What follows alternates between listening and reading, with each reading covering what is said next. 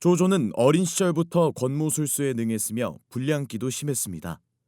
조조에게는 숙부가 한 사람 있었는데 그는 조조에 대한 일을 늘 아버지에게 고했습니다.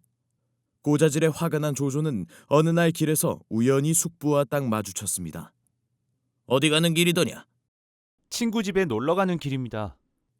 그런데 이때 갑자기 조조가 경련을 일으켰습니다. 왜 그러느냐? 갑자기 악풍에 걸렸어요. 놀란 숙부가 황급히 그의 아버지에게 알렸습니다. 하지만 아버지가 조조를 만났을 때는 그 얼굴에 아무런 이상도 없었습니다.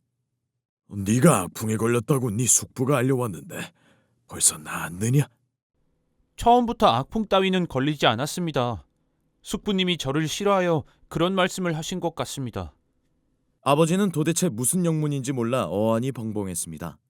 그런데 그 다음부터 아버지는 숙부가 무슨 말을 해도 믿지 않게 됩니다. 이처럼 조조는 말할 수 없이 교활한 측면이 있었습니다. 하지만 여기서 우리가 주목해야 할 점은 교활함이 아니라 인간 고도의 심리를 활용할 수 있었다는 점입니다. 결국 인간의 심리를 공부하는 것만으로도 큰 성장을 이뤄낼 수 있다는 뜻입니다. 청년 시절 조조와 원소는 주변 건달들과 무리지어 다니기 일쑤였습니다.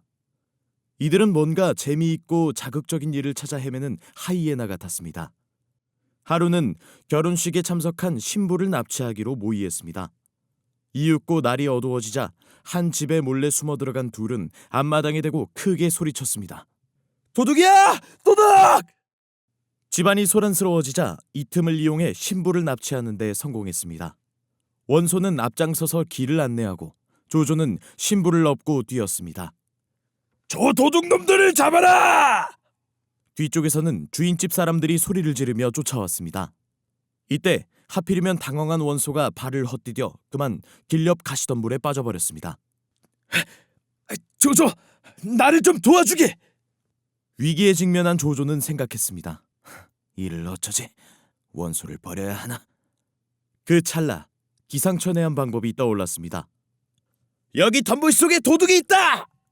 이 소리를 들은 원소는 깜짝 놀라 이를 악물고 살이 찢기는 고통을 참아가며 가시덤불을 빠져나왔습니다.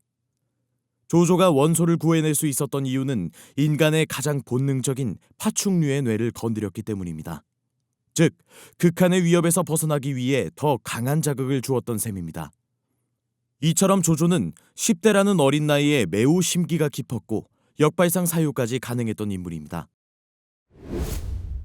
조조와 원소는 친한 친구 사이였으나 세월이 흐르며 적으로 변합니다. 둘은 서로 전쟁을 치르는데 결국 조조가 원소와의 전쟁에서 크게 승리합니다. 그런데 전리품을 수색하던 과정에서 수상한 편지가 무더기로 발견됩니다. 장군, 원소와 사통한 자들의 편지이옵니다. 어떻게 할까요? 조조가 자세히 살펴보니 자기 수하들과 원소가 내통한 밀서들이었습니다. 이를 보고 한 책사가 말했습니다.